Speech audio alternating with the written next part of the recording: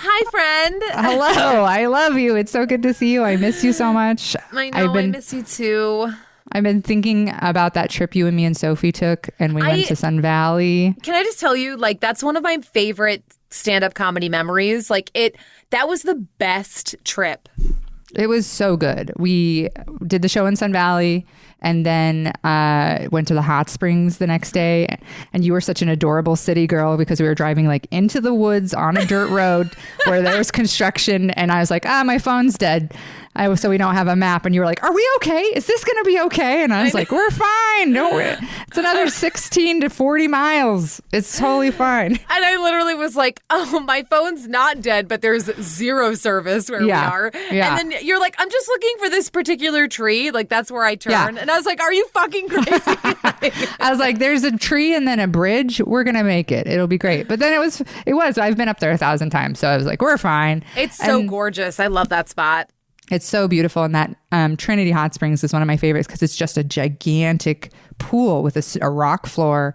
And we just soaked all day. We were puddles. I know. I want to go back and actually stay the night. You know, once COVID's not a thing. No, after this, we kind of thought, I think that we might do for a wedding is just do like what it would essentially end up being a comedy festival at Trinity because were just like that would be amazing. It would be like a comedy and music festival and a film festival because like all of Alex's people are film people. So I was like, well, let's just invite everybody. We'll rent out all of Trinity.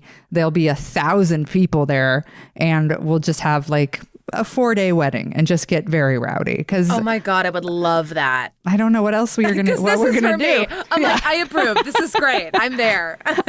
I'm attending. Yeah, we had a minute where we almost just got married because, you know, it's like, when are you going to have a wedding and blah, blah, blah. But then in the end, we were kind of like, no, let's wait and like do it right. Do a big blowout, you know, do something obnoxious. Like God intended.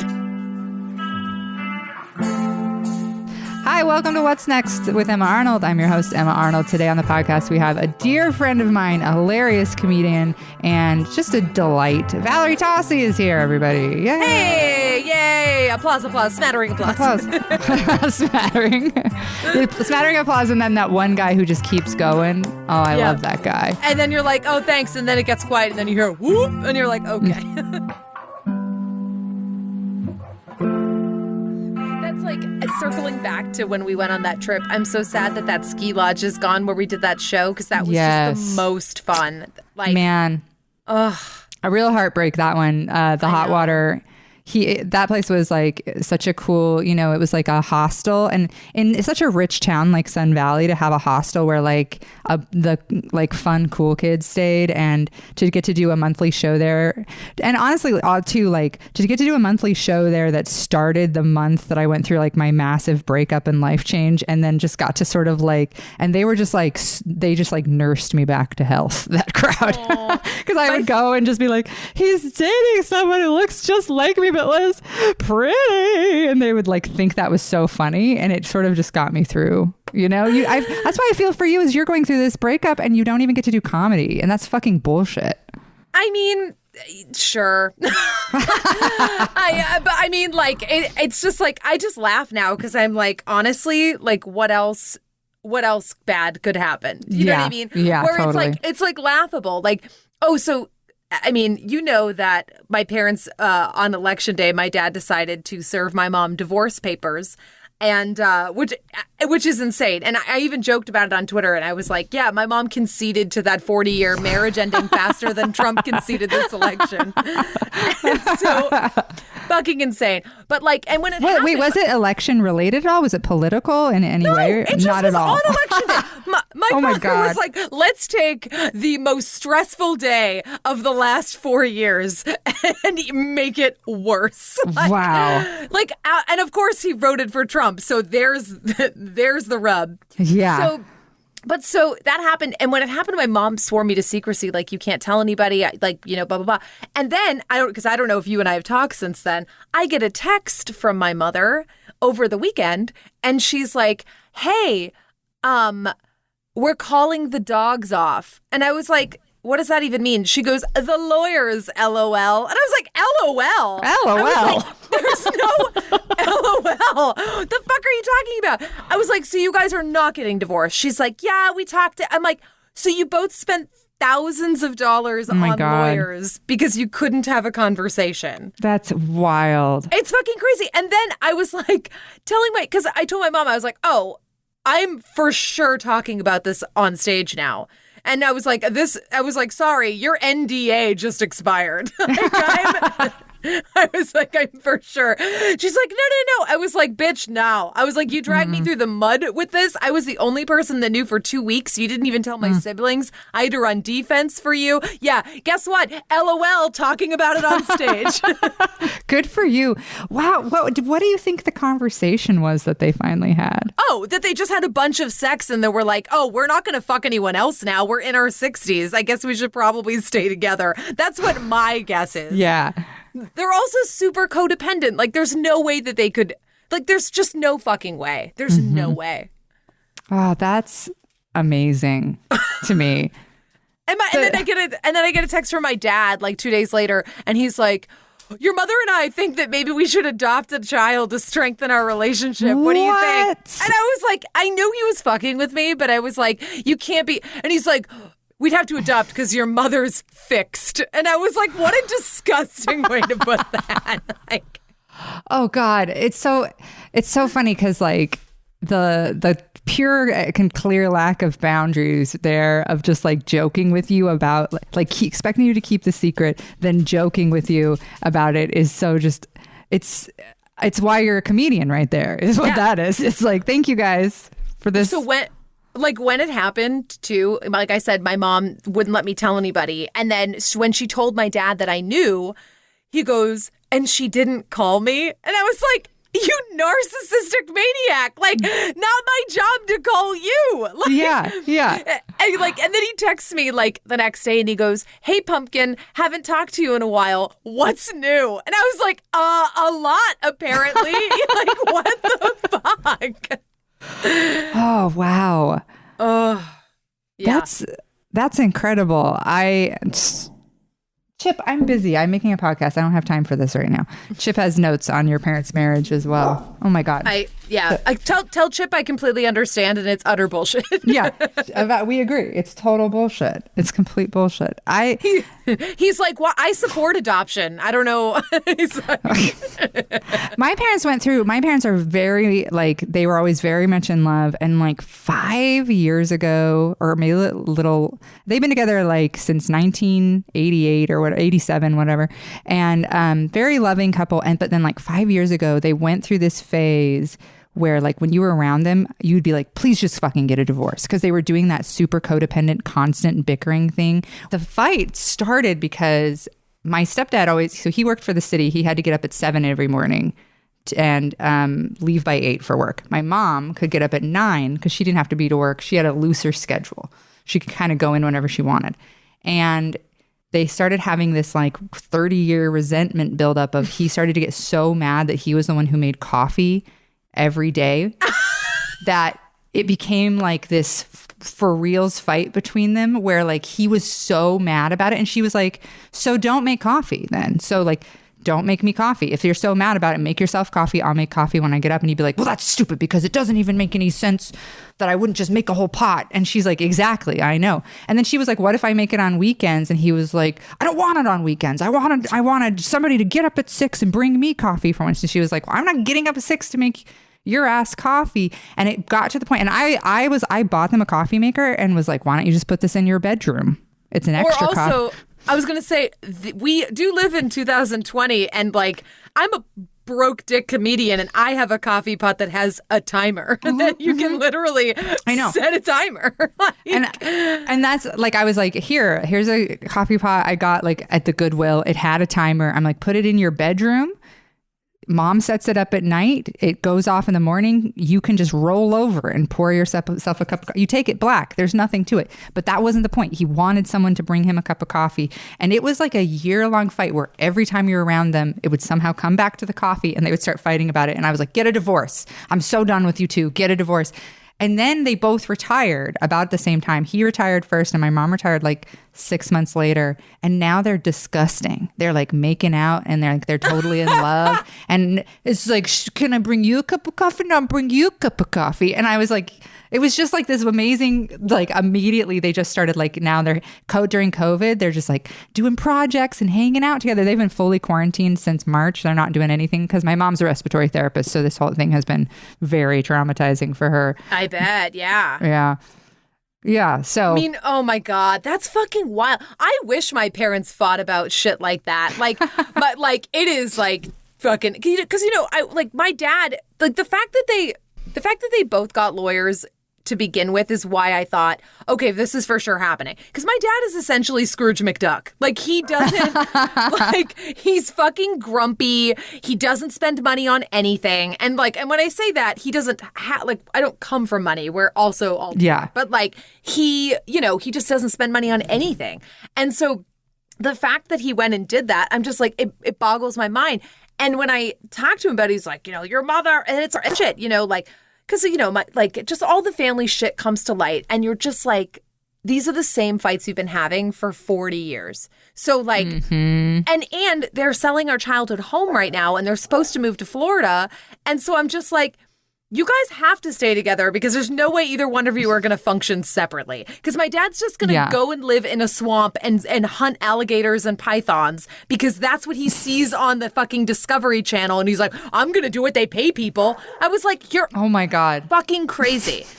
Like, you're crazy. And then meanwhile, my mom, like, she just loves to buy scratchers. Like, every gas station in town knows my mom personally. Like I went into a gas station with my mom when I was home, and she goes, oh yeah, this is my eldest daughter, Valerie. And the guy's like, oh, is this the comedian? I was like, why the fuck do you know this? Why do you know that? Like, random dude at a Gulf station? Like, what? He knows your daughter. He knows, he's like keeping tracks on your career. Hold on, I have to get Chip again. Keep talking. Oh, God, keep talking. Here, keep talking to yourself. This is a one-person podcast now. Chip, you dick. I know. God, he's ridiculous. It's funny because like my parents, like they've been having the same fights, but like I can't see them functioning without one another. Like they're so codependent. They've been together so long, and like they don't have other people. They don't have friends. Same. My mom has one friend, and my dad has isolated himself from everybody because everyone's always wrong. And my dad's like, I'm like, what? Hey, Dad, what's the common denominator here? Yeah. My parents are both just like very shy, introverted people. And my mom is like, I think that she hasn't noticed COVID in a lot of ways. Like she's totally fine. She never wants to see anybody or be around anyone. So this is pretty much great for her. And they're just kind of like mountain people, they just like to be up in the woods working on the cabin and doing firewood and stuff. And they're just like doing projects, planting trees. I don't know. They're busy constantly. Sounds like a fucking dream. I want that life. I'm so jealous. Like, and props to you too for sticking it out and living in like an awesome city like Boise and being like, no, fuck you. I'm not moving to Los Angeles. Like, I am so jealous of that. I love LA. Yeah. I've been here for a long time, but I also miss trees and miss like, like I miss that like quaint, like little, I love that. And it's, I would like to own a home someday, and guess what? Unless I become a series regular making $1 million an episode, it's fucking not happening in this city. Well, it wouldn't happen here either. It's gotten so expensive here. Like this house that I'm living in, I rent this from my parents. This used to be my childhood home, and then they bought a different house. Yeah, it's pretty fun. But they bought a different house, and this house they bought for $24,000 in 1989.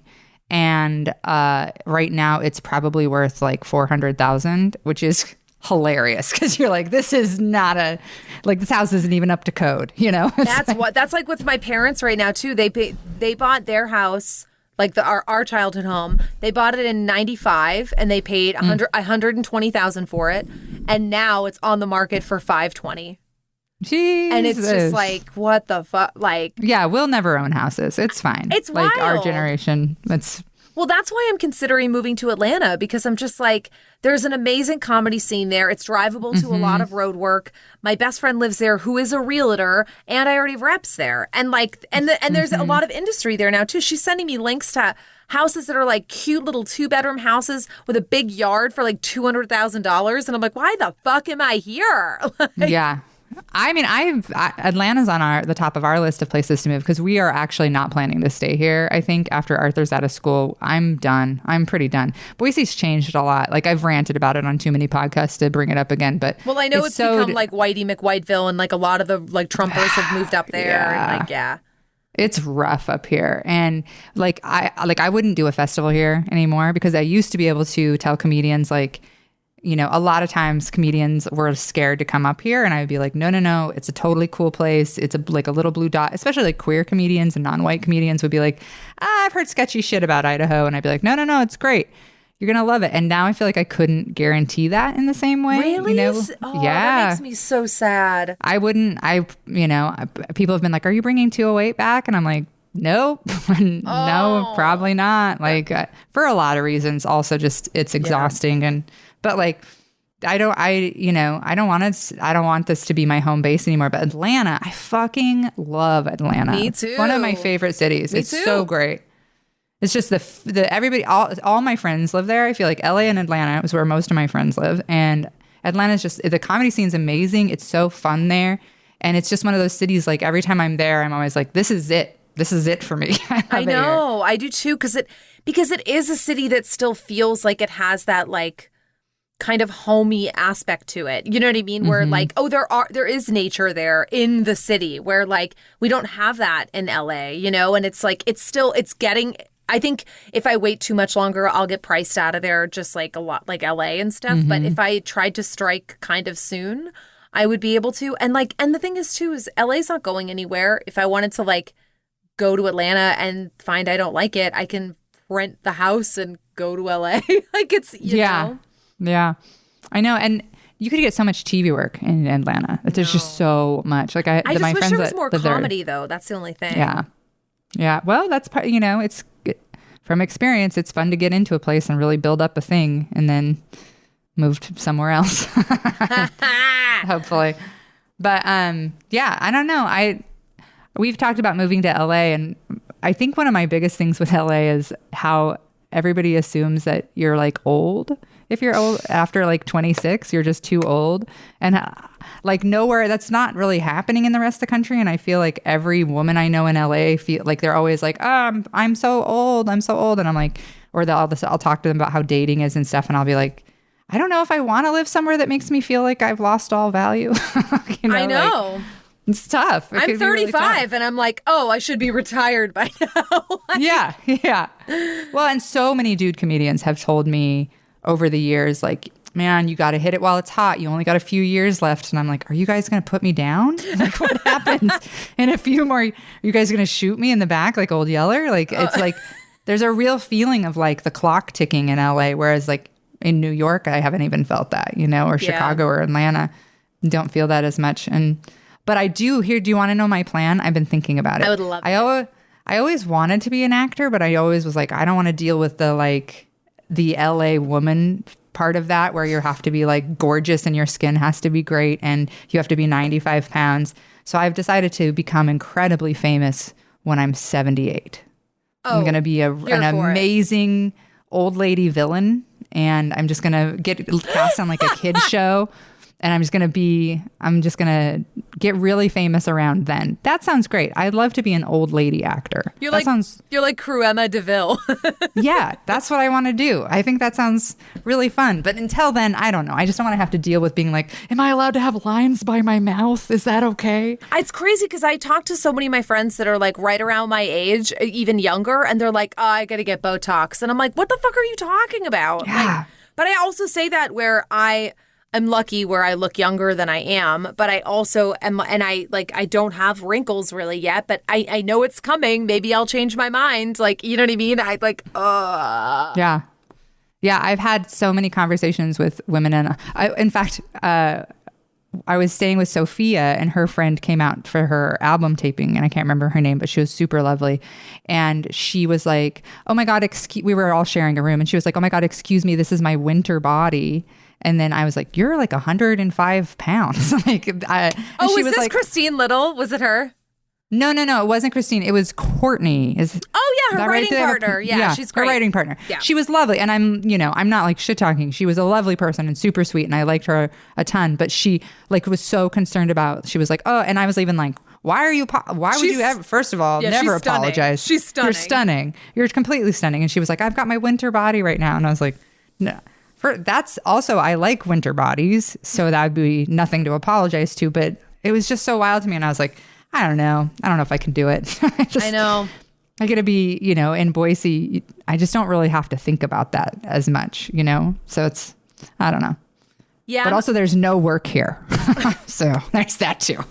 What do you think's going to happen with Liquid? Are they going to survive the... They closed. They're done already. Oh, man. Yeah, they are still open as a bar, but he messaged me back in June, I think. And he was like, hey, we're not doing comedy anymore. I'm done. And I was like, yeah, I get it. So they're gone. And that's the only club too, right?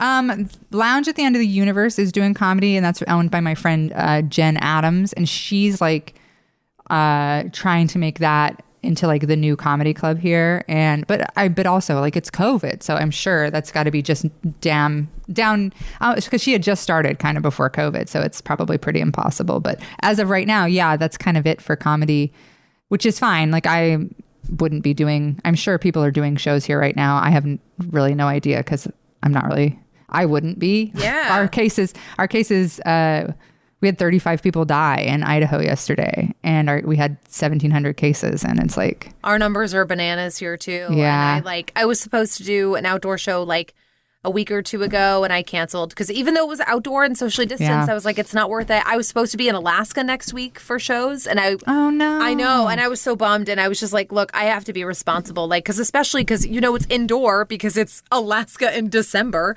So I was really worried because I've never had to message a booker and cancel on a whole weekend like that before. Mm-hmm. And he was really cool about it and was like, I totally understand. We're probably going to have to get shut down soon anyway, blah, blah, blah. Yeah. But I was so because, when you're a fucking female comedian and you're grinding it out and you're running your own fucking shit that you're just please don't not ever book me again because I'm afraid for my life to go out there. Totally.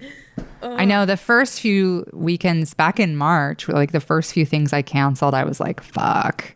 Because that was still when people were a little iffy. I canceled some shows at the Punchline, which I was like, fuck. But, they were actually lovely and very understanding. And then I had to cancel I had a show at Cobb's and stuff. And I was like I had this amazing run plan and I was very nervous about it. But then, everything went to shit and I was kind of like, oh, I just looked like I'm a prophet.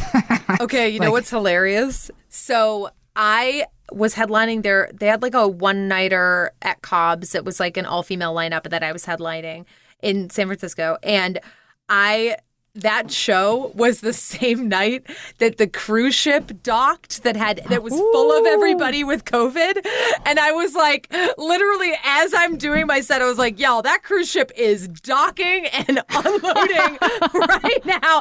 I was like, I am leaving this club and getting in my car and getting the fuck out of this city. Oh, yeah, for real. Oh, man, that's wild. I have a friend who that's what he was doing pre-COVID. He was a cruise comedian. And they called him because they were shut down for a while, but then they started back up. And he was they called him and they were like, hey, do you want to come back out? And he was like, no, nope.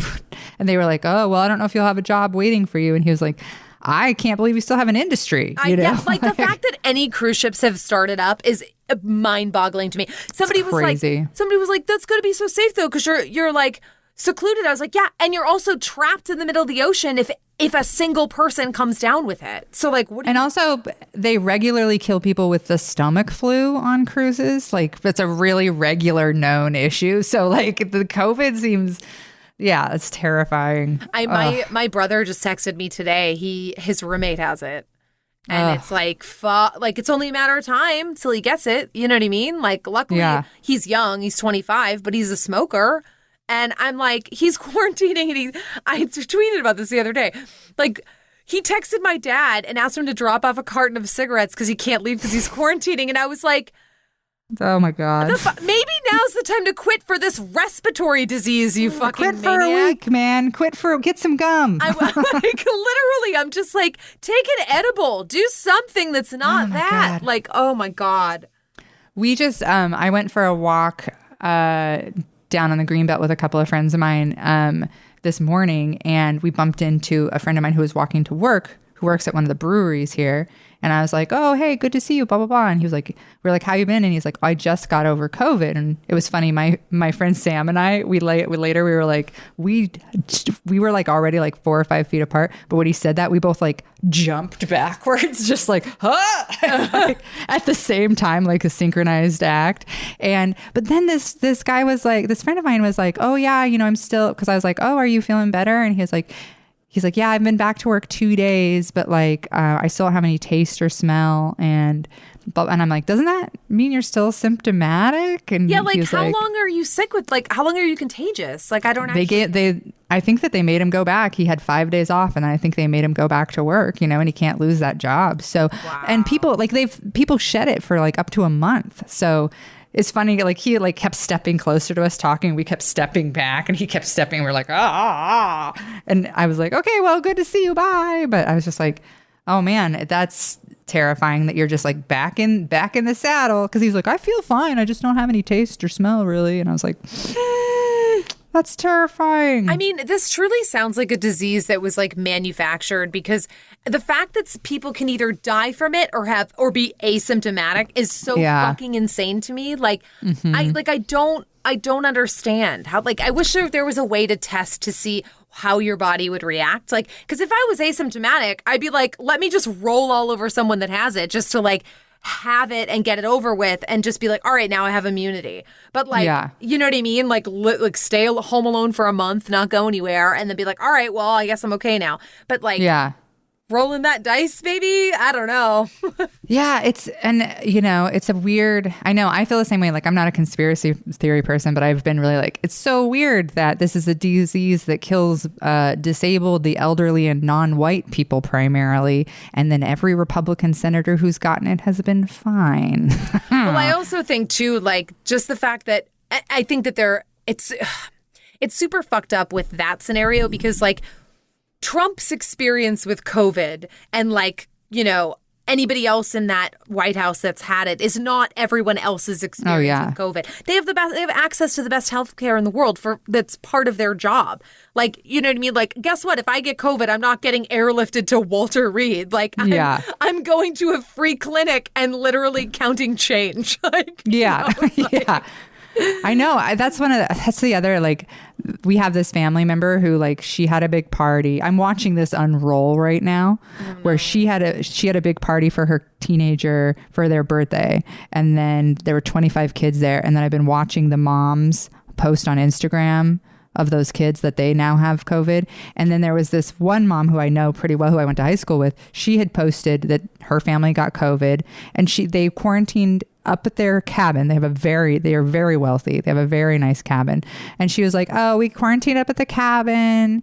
And she was like, at the end of it, she was like, we made it through it. Nobody killed each other. We all survived COVID. And I was like, you fucking cunt. Like, honestly, like, oh, you and your wealthy family with access to like the best medical care that if you needed it, it's there and you could afford it and pay for it. And then also like you guys, you survived being up in the woods at your $500,000 cabin. It's probably not that much, but I don't have a price range for these things. But I was just like, I've been watching like that.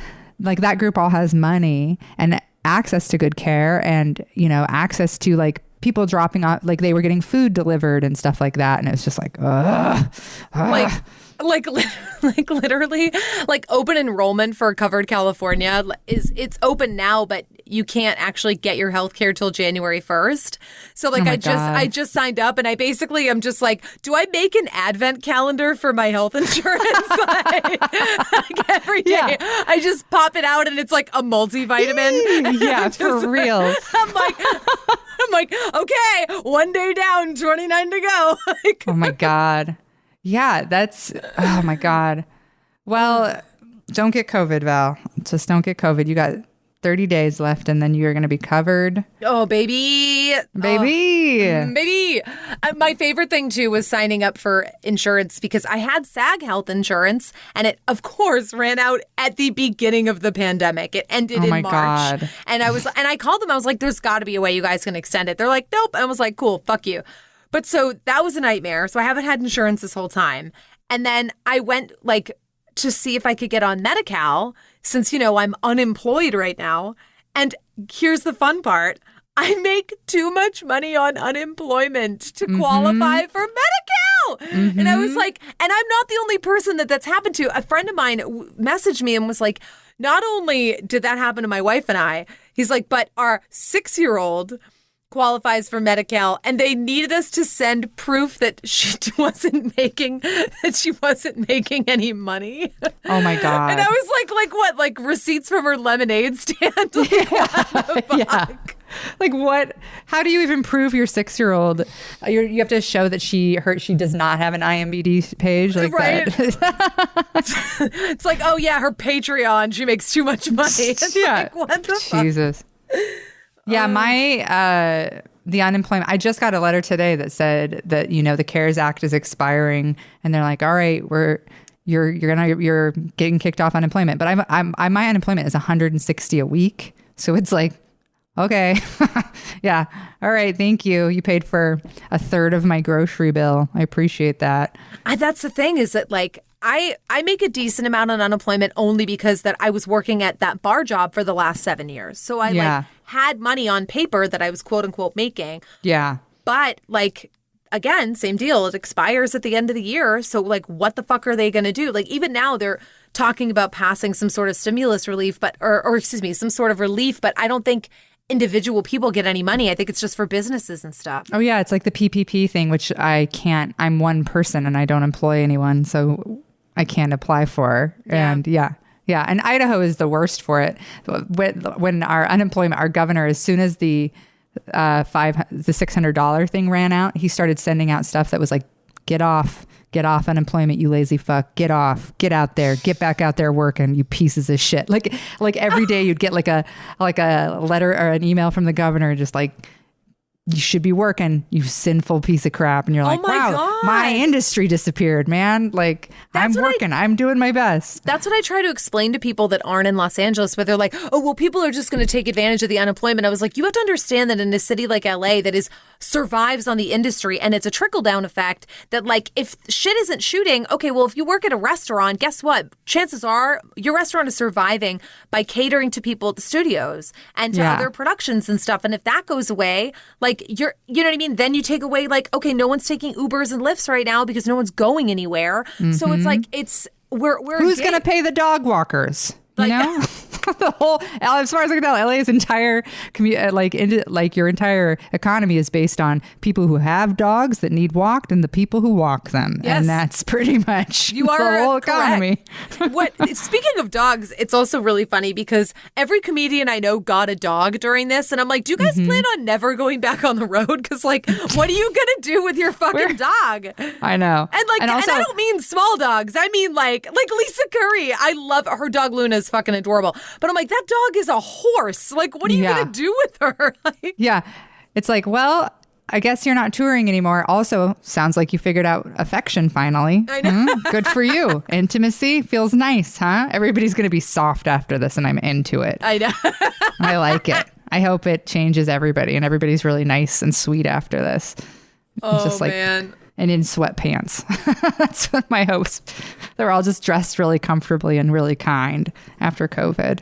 The comedians specifically. Maybe there'll be less Me Too stories too because the men are still afraid to touch us. Yeah. For reals. Let's start on the podcast because I have to ask you some questions. And we're not just going to loosely flop around the whole time like we've been doing, which has been lovely though. Valerie, I always ask people 3 questions. 2 of them are always on the podcast. 1 of them is just for you. Here's the first one. Okay. What is the closest you've ever come to dying? What's your closest near-death experience? Ooh, I've had a few, I think. Tell them all. Okay, all right. Let me think about this. So, okay, one time when I was bartending, and this is a big reason as to why I didn't want to go back to working in a bar during COVID, because I'm like, oh, you guys didn't give a shit about us when things were normal. You think, what about, you think now you're going to start caring? No. So one day I was working and somebody pulled a gun out when I was there, and everybody ducked and covered and screamed. And my reaction was, put that away. Of course it was. Of course. And I was like, oh, I'm for sure going to die someday, like from that. Like someone's going to be like, that's not the appropriate response. I don't know why I went into like angry mom mode, but I love it. Yep.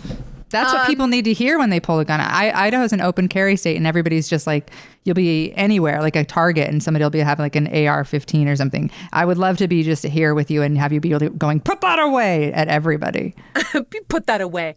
So that happened, and then another time I was driving, and I was right by my old apartment when I lived in K-Town, and I was driving good old Sally Scion, R.I.P., and I was waiting to turn, and I was in the turn lane. A LA Unified School District bus pulled up next to me in the not turn lane and somehow didn't see me, I guess, and tried to make a wide turn in the not turn lane and drove into me diagonally to the point where it like lifted my car off the ground. So I was only on one side, like sideways, and I'm screaming. There's kids on the bus screaming. Everyone's screaming.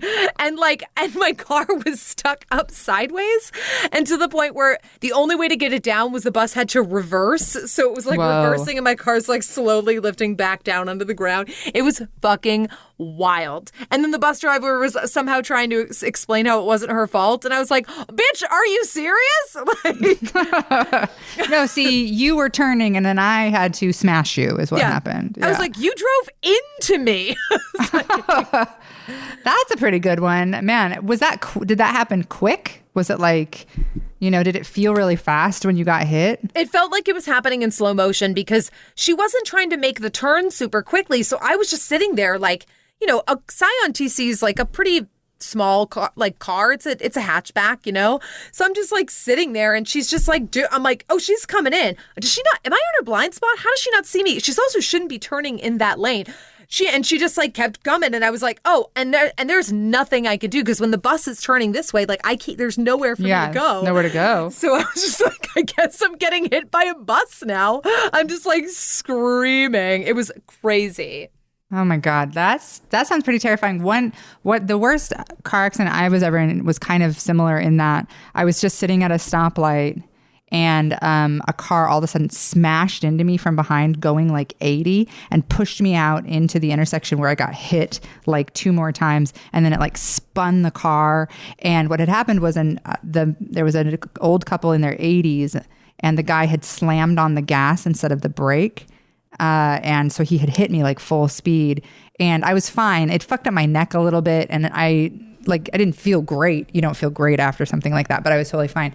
But it was like a weird, I remember as I was being pushed into the intersection, having my foot on the brake and being like, no, I'm braking. I don't want to go. So I shouldn't be going. Like, it was so, like, you feel so quickly out of control, and it was so fast. It was very like, whoa, hey, no, thank you. It's very kind of similar, That's crazy. Yeah. Car accidents are so terrifying because 9 times out of 10, you have no control over what's happening, because if you're getting hit by somebody, you're just helpless, and you just are like, oh, I guess this is happening now. Like, oh, it's being too self-aware in those moments is so scary. It was pretty scary. And my boyfriend at the time, he was right behind that car, so he saw it happen and saw me getting hit, like smash by and spinning the car around. So he was really terrified by it.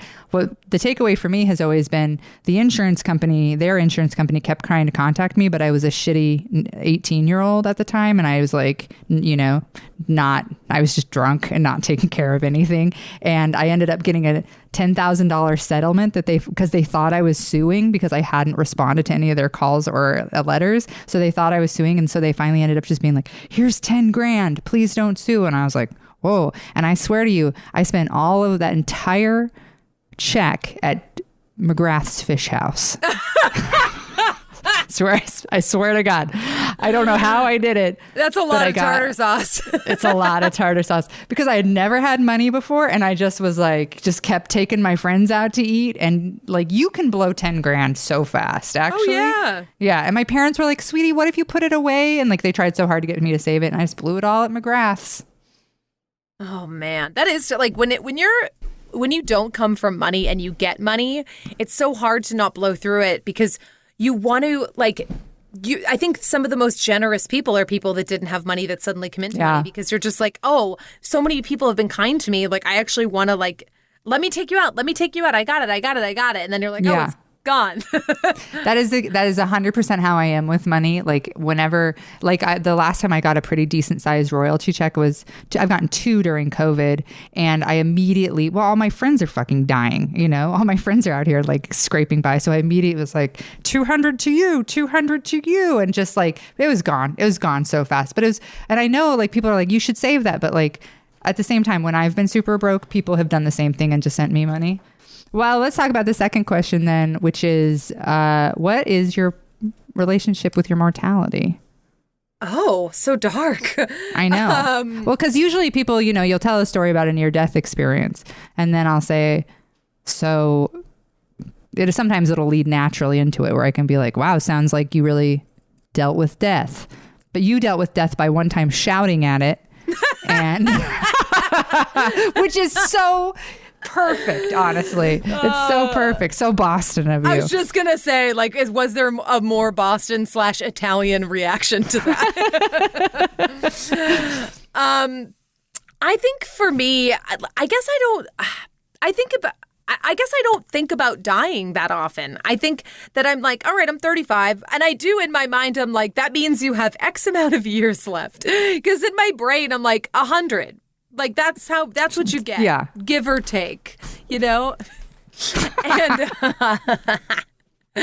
and so I don't know. I just hope to go peacefully in my sleep someday. Because the idea of dying doesn't necessarily bother me because I'm like, oh, you just don't exist anymore. I mean, how bad could it be? You know, but for me, it's like, oh, I just don't want it drawn out. Like, I don't want to be in a bunch of pain. You know what I mean? Like, that part scares me more than the dying. And so you think you don't believe, so you have no belief in an afterlife. Were you raised any religion? Were you raised anything? Oh, of course I was raised Catholic because I'm an East Coast Italian woman. But is my middle name Anne? Yes, it is. So is mine, with an E or no? Oh, no E. No E. No E. No Anne's, yeah. Yeah, nice. Everyone on the East Coast, if you're a woman, your middle name is either Anne or Marie. And that's just like, that's what it is. So, I was raised Catholic, but like, I don't know. I went to private school for a little while just because where I grew up was super dangerous. And I was the only child at that time. So my parents were like, I guess whatever money we have, we're sending you here so you don't get fucking mugged at school or whatever.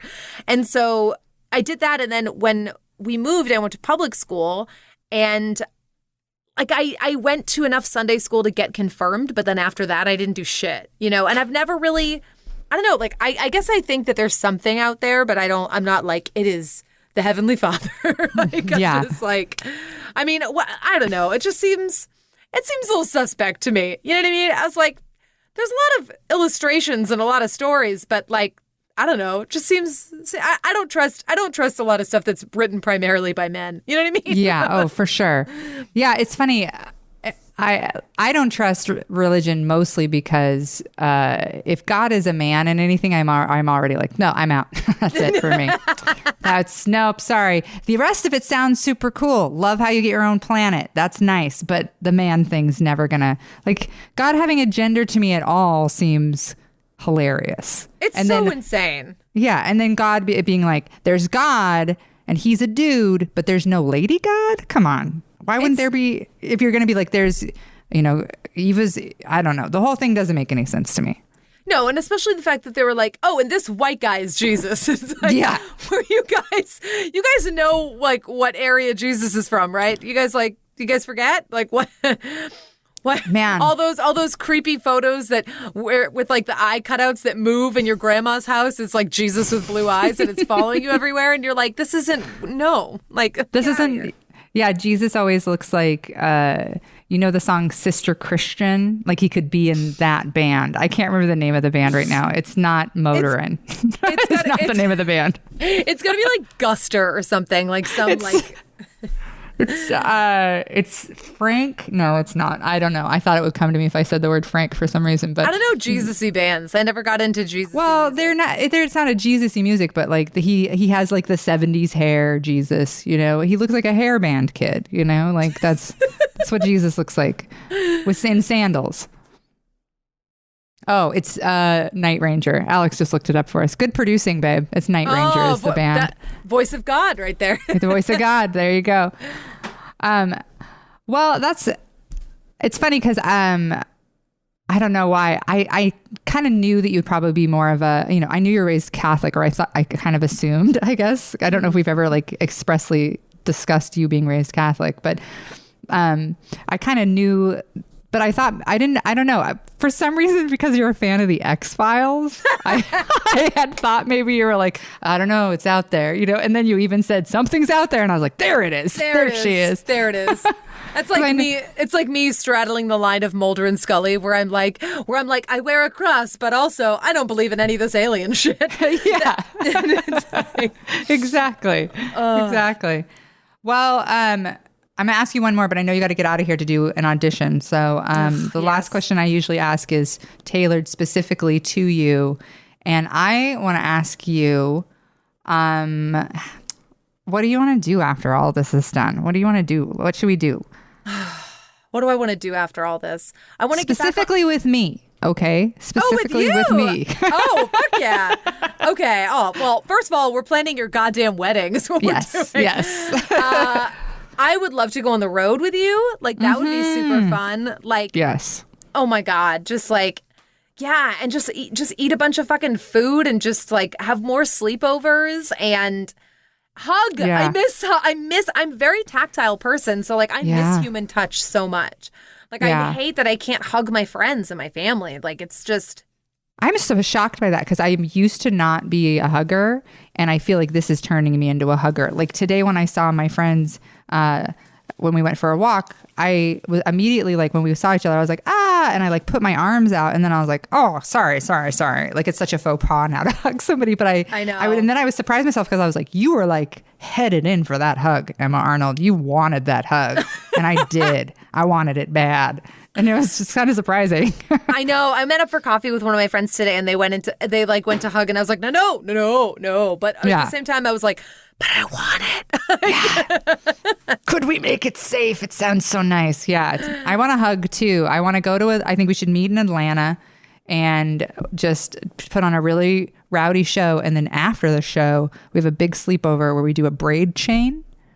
And we're just going to braid each other's hair and do face masks, and we're going to hug all night. It's going to be amazing. Oh, can we watch Romeo and Michelle's high school reunion, please? Oh, that's exactly what we have to do. Some Romeo and Michelle. That sounds amazing. Oh my God. I just, I'm worried too, because like, I feel like a lot of people have been drinking a lot during this, but I haven't. I've been having edibles at night to go to sleep, like, because I've just been like, I need to just like wind down.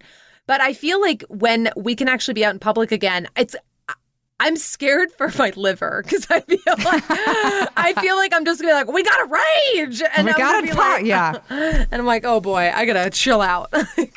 I think it'll be about 3 months of just partying, and then 3 months of everybody being like, I don't remember how to be socially connected to other people, and then everybody will start fighting.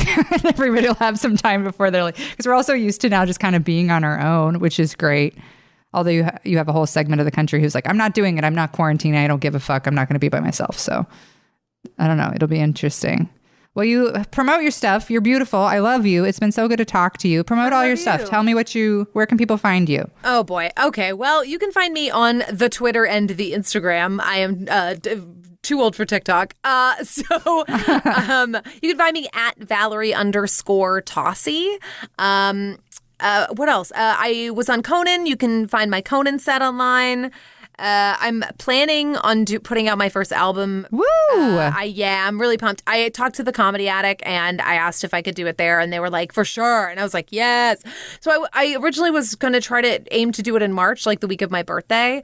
But I think I might just have to push it because I'm like, if we're going to hopefully be vaccinated by like April, then I'm like, all right, well, let's try to wait till then because your girl is not an essential worker. So. Yeah, it'll be hard to. We're last in line, comedians. I like truly. I was like laughing because I'm just like we're like. We are like bottom of the barrel. You know what I mean? Mm-hmm. Like if the Titanic was sinking, like we're the little rats scurrying around. That they're like, oh, you guys are for sure last priority. Yeah, for sure. And I get it. You know, we're pretty non-essential. Mm-hmm. I've just been sitting and talking for 8 months and not helping anyone. So it's fine. Oh, it's fine. Yeah. Like I'm going to be physically exhausted after we're done with this because it's the most interaction I've had with another person. I lay down every time I do a podcast. I'm like, well, better have a lay down because that's was a lot. Took a bunch out of me. So, I really, it's so nice to see your face and I miss you and I can't wait to see you again very soon. Good luck on your audition. I hope you get it. And thank you. I have to have a seizure on camera. Ooh, good. That sounds very fun. Do you have to do the seizure? Do you have to audition the seizure? I think I do. But the best part is that it's for a procedural. And my mother does not give a shit about what it took her months before she finally watched like anything I've ever done on TV. But because she's obsessed with like NCIS and Chicago PD and like all those procedurals, if I book this, it will send my mother over the fucking moon. Like she would throw a watch party. Yeah. You know, like I decoded it and she's like, that's cool. But like for a one line on a procedural, she'd be like, my daughter's a fucking star. Like, did you see that seizure? Did you see that? That's my Valerie. She got that from me. Well, you're the best and I love you and you're going to nail this seizure. I can feel it in my bones. And thanks for being here. Thanks guys for listening. We'll see you next time on What's Next.